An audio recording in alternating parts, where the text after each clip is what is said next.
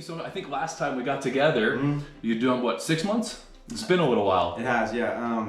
And that was the last time we kind of checked in, and then 6 months, yeah. saw you a month or two ago, and so now over a year sober, you're working in the industry, helping other people, paying it forward, and I just wanted to get some time with you, see how things are going, what life's like now, and just kind of share your world, man. Yeah, man. It's good, dude. Like, it's crazy to even think I can't even fathom, honestly. If I were to have imagined I would have been where I am right now a year ago, dude, like, I couldn't have.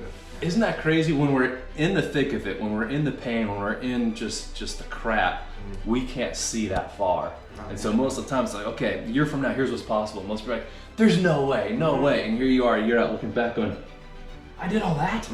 Exactly. I hear people say that all the time, like people that share at meetings and stuff, you know, they say exactly what I just said. And like hearing that when I was fresh, you know, like, I mean, I thought they were, you know, full of it. Yeah. So then, just between you and me and nobody else, what's the secret? How'd you do it? How are you doing it? Everything I didn't do before, man. Because this is not my first go around, and as you know, I've been here, I've been around a while, you know, just I have something of an authority issue. So and not only that, you're the only one that has ever struggled with that. Right.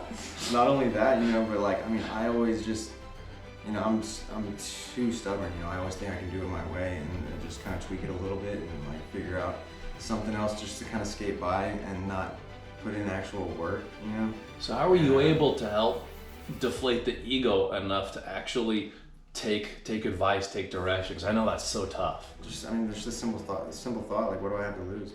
You know, I had already lost more than, you know, more than I can think about, you know, and so just finally just taking a step back and getting out of my own way was really what it took. And because I tell myself, and I tell people this all the time, you know, I'm my biggest advocate, but I'm also my own worst enemy, you know. And you know, I want more than anything to be happy and, you know, to be doing well, but, you know, at that same time, you know, that self-sabotaging behavior kind of conflicts with that, and, you know, it's which one's gonna win, you know. And when I'm in that mindset early on, you know, I self-sabotage until, you know, I burn everything to the ground. And so recognizing that behavior. So how did you work within the parameters that you've kind of set up for yourself to not fall back to that old pattern? Like I was saying, you know, just doing everything I didn't do, you know, listening, you know, opening my ears for a change instead of just talking. And, you know, and taking simple direction. Actually, you know, no matter how, you know, stupid I might have thought suggestions were, you know, I was just like, okay, whatever, I'll do it. And it took a few months, you know, because even when I was here, you know, I broke a couple rules, you know. It's hard to completely eliminate those behaviors, you know, but You mean you're human? Right, exactly.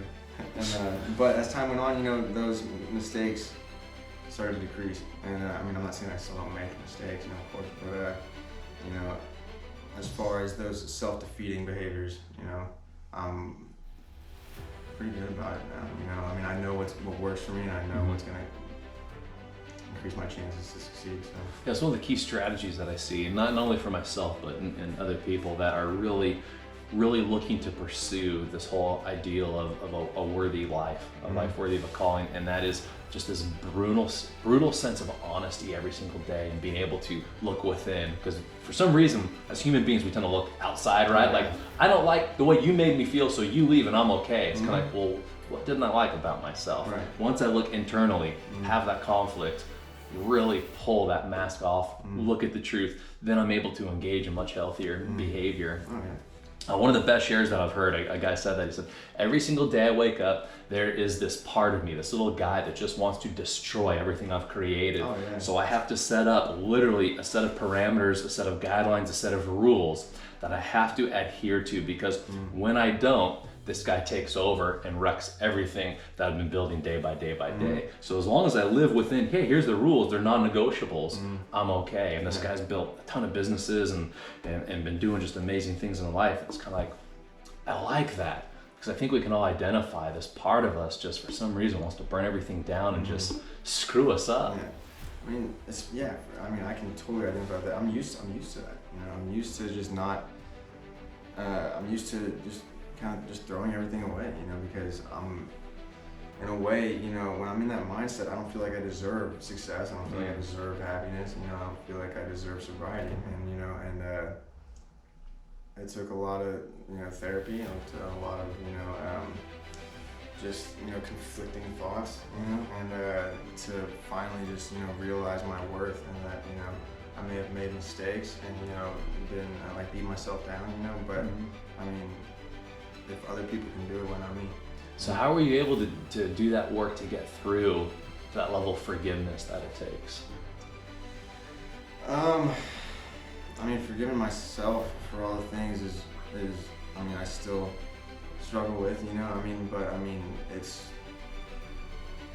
significantly less than it was, you know, and but I mean, just honestly, just a lot of therapy, you know, listening in groups, you know, listening to my sponsor, you know, just anytime I have a thought, usually the first one's not a positive thought, you know, and it is like you're saying, you know, like those that self-defeating, you know, just that little guy on my shoulder, you know, just wanting me to, you know, not do well, you know, and so just really, I mean, one of the main things I've worked on is my self-awareness, and because I'm a very impulsive person, and I'll get a thought and I'll think it's a great idea, you know, and then I'll reflect on it later. I'm like, probably not so much, you know.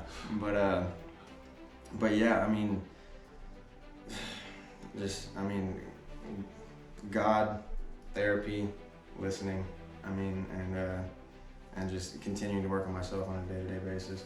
You know, I'm never gonna stop growing. I mean, people have the potential to grow, I mean, every day, you know, that's what I strive for. That's the crazy thing, isn't it? A lot of people early in recovery are thinking, okay, how much longer do I have to do this work so I can stop doing the work to get to where I'm going? And it's this battle, and then ironically, it's like once you are in the jungle, if you will, working through, you're kind of like, I actually really like the self-work thing of the people that I'm with, the mission I'm on, the purpose that I've found now. I kind of no longer want to make it to either side and just keep working daily because it gets better and better and better. It's not so much as the outcome anymore as the process.